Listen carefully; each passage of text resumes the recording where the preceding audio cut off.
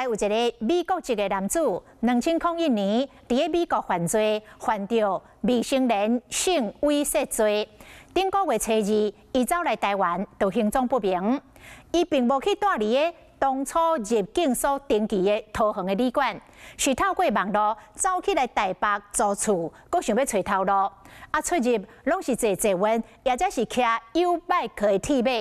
昨日台北上山phòng逮捕，结束着37天流传的生活，再去放送登去美国咯。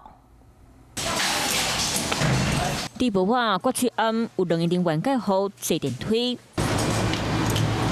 行出电梯，随行送去咧车顶，伊就是2001年伫咧美国涉嫌犯未成年猥亵罪美国籍的查甫人。今日透早坐11点的航班，从遣送登去美国旧金山。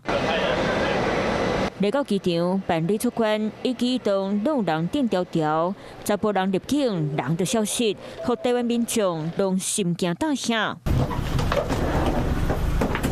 查甫人昨伫咧松山phòng抓到，专勤队调查。伊10月初2来台湾，本地要住伫咧桃园附近的旅社，毋过伊无去住，直接坐机坐到台北车头，再搁坐客运车到塔城街，逐工坐坐稳骑U-bike出入超商踅台北。渔民署10月10日发函找人，找37天，总算掠到人。现在很害，觉得吓到了。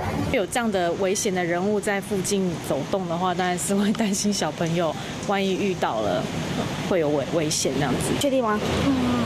确定被抓到？那应该有，可是应该世界上也蛮多这种人的。对，还是会有阴影吧。查甫人讲来台湾耍，顺续看敢找到头路，就算无伫咧台湾犯罪，毋过20年前伫咧美国被判刑，为着台湾人的安全，嘛是依法该赶出国。来台亦从事许可目的不符之工作，8日上午已依法予以强制驱逐出国，遣返回原籍国美国，并于出国后管制再入国。安尼消息37天，互台湾人是心惊惊，加在中规尾有该遣送登去美国。